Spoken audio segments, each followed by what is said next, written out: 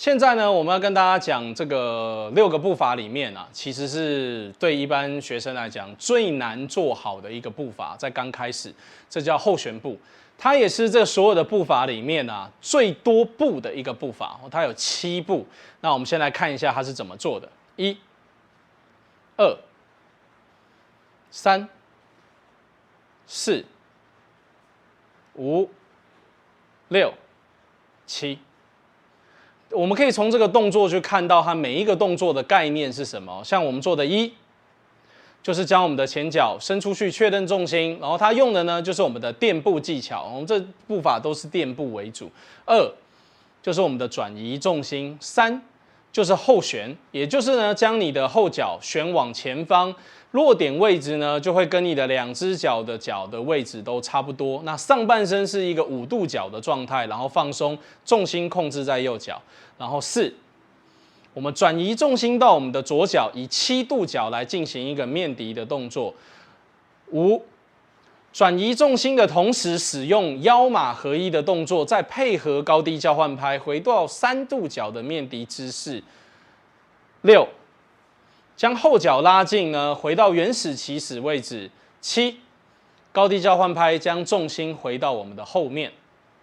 当我们在进行后旋步练习的时候，第一个一定要确保你的每一个角度都要很精确，而且你还要确保啊，你的身体的重心每一次转移都要很确实，都要很干净。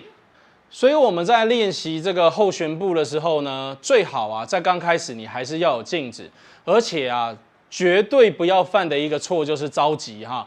在练习任何步伐，我都不推荐大家去加速去练习你的步伐。你一定要确保你的步伐每一个重心、每一个速度、每一个角度都要很确实的去进行转移跟感受。你一开始做快，我可以告诉你，真的一点意义都没有，因为其实你做的越快，你越感觉不到你这个动作里面的细微跟细节，所以你一定要慢慢的做，慢慢的去感觉，你才会知道说，哦，原来啊这些步伐我这样子做，运用到哪一些肌肉，我的身体有没有共识性，有没有一些技巧，然后进而的来达成你想要达成练习的目的。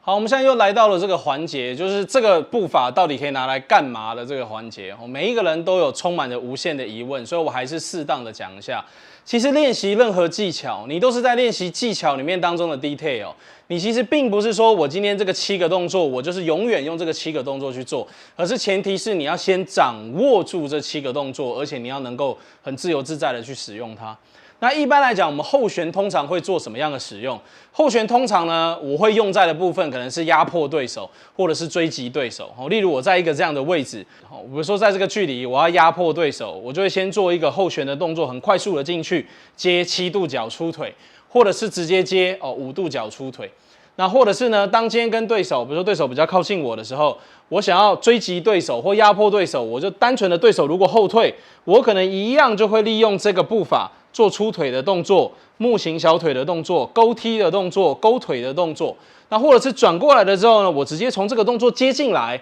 然后接摔法的动作，这就是它可以做的一些应用变化。那也包含我今天如果是在后退的时候，对手如果朝我逼近，我利用旋步的方式直接接出腿，这个也是一个应用方法。所以我还是要强调，这7个动作就如同我们今天的传统武术练的套路，你要将这些套路练熟了、抓熟了，这些技巧你都会了之后，它其实就是去训练你的肢体结构，以及去训练你的重心、你的步伐、你的转移，进而的你就可以用到你各式各样的实战之中。只是你有没有去知道，原来这个动作可以这样子做？其实最主要的，既然它叫后旋，它的 focus 就是后旋，所以我要掌握的反而就是我的这个重心如何的从这边转移过来，如何去配合顺畅接我想要做的前后旋动作，如何能够对手靠近的时候，我能够去做我腿部的转移，或者是上半身动作的调整。这个才是这些步伐的重点。就像前旋，它要让你习惯的是你的前脚这样的跨越；后旋是要让你习惯后脚这样的跨越。那这个后脚的跨越，当然你也可以直接从这个位置，从这边直接转成旋踢的方式去使用你的动作，这个都是可以应用的变化。所以不要被招式所约束，你这样子会约束住你自己的变化。你要最主要是利用这些动作去学习如何控制你的身体，这才是重点。